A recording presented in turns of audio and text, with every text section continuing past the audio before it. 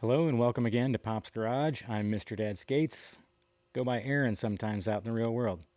Glad to have you. Glad you stopped by today. And today I want to talk to you about my Footwork Demon.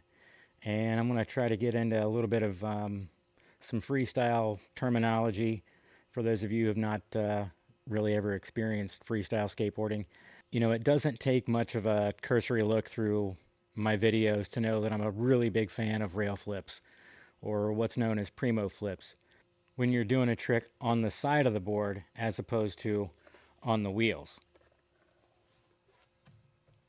But when it comes to doing like a freestyle routine, like for a contest, or if you want to try to string together a bunch of different tricks like those, there's this stuff called footwork that you should put in between. And this is an area where, for the last 4 years, since I've gone down this rabbit hole of freestyle skating, footwork is definitely the one place that I have neglected. So this is where I struggle.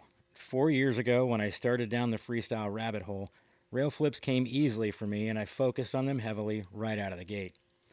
But when I would watch old freestyle footage from like the 1980s and early 90s, I noticed an incredible gap between what I was doing and what those guys were putting out every time. I grew up watching guys like Per Wellender, Kevin Harris, and of course Rodney Mullen, and so many others, and they made it look effortless, seamless, and they had a particular flow between the big flip tricks that they would do. And, you know, they're simple things, they're not difficult tricks. Things like walk the dog, or monster walks, or space walks.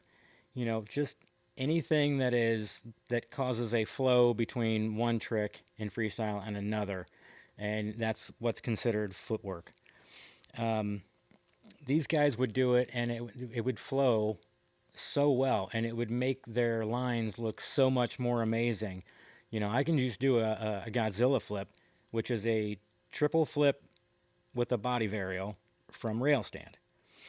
And but you know, Rodney would throw that in the middle of a line and have, you know, doing some crazy footwork going into that, and then doing crazy footwork coming out of that as well.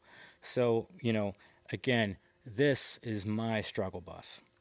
It's not that I don't know how to do these flow type tricks. I do them a lot when I warm up most days. They really do help with gaining board control and feel underfoot.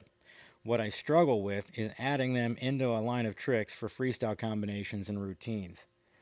So that's what today's session is going to be like here in the garage. I'm going to be trying to work on putting these footwork flow tricks into lines and into combinations and out of rail stand tricks and pogos and things like that. So